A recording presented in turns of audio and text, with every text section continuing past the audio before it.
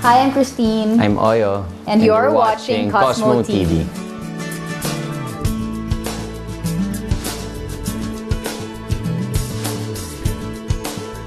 Siguro kasi right timing din. Kumbaga, for so long, I was guessing eh. Lagi ako nanghuhula, okay, he's the one, he's the one, he's the one. And finally, this guy, si God na yung gumawa ng way for him to tell me na, okay, he's the one.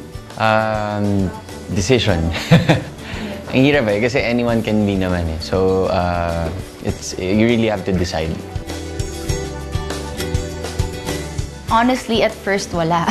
hindi ako masyadong, hindi ako masyadong physical na tao. Mas na-attract ako sa personality ng tao, if he's funny. With Oyo, he's very straightforward, at saka very principled na tao. Yung kumbaga, no one can break it. Kung may pinaniniwalaan siyang isang bagay, yun. Physical, basta after so long na-realize ko lang na he has beautiful eyes pala, tapos mahaba pala yung lashes niya. Her eyes, lips, and her feet. Personality, totoong tao. Many people misinterpret her or misunderstand her, pero if you really get to know her, she's a true person. Madami siyang ginawa. Pero syempre, yung pinaka-memorable, yung time na nagmamanhikan sila, nag-make talaga sila ng effort to go to Canada, to meet my parents there, and to ask my hand in marriage. Tsaka yun, the wedding itself. Hands-on talaga siya sa wedding namin, yung preparations and everything. Saying yes. Mas funny siya kaysa dun sa nakilala ko. At mas gross. Joke lang. Dami. Pwede yung secret ko na lang yan. We met in this movie, Entek Kabisote. Pinuduce ang dad niya. So, and then from there, you became friends. Yeah. Friends, and then yun na, engaged. Lovers. Engaged, and then, yan.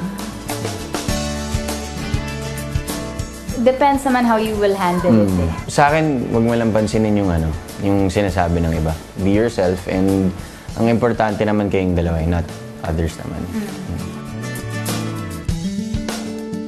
It happened, September 9, 2009, sa house ng sister ko. Siyempre, it was a surprise.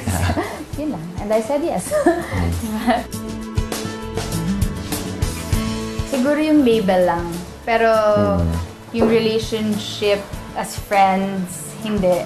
Mas lalong nag-flourish, mas umokay. Siyempre, mag-change talaga yung priorities nyo and yung responsibilities. But, yun lang. Yung label lang talaga din yun.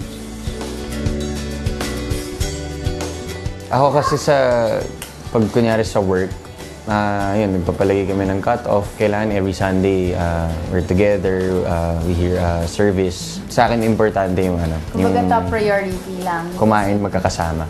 Yeah, family, before anything else. It's more fun kasi you know each other na eh, di ba? You don't have to adjust anymore. Kumbaga may rapport na kayo, di ba? So you can work together. Hindi yung parang kanya-kanya. Keep the fire burning. Tsaka, huwag niyong tanggalin yung friendship and si God. Put God in the center of your relationship.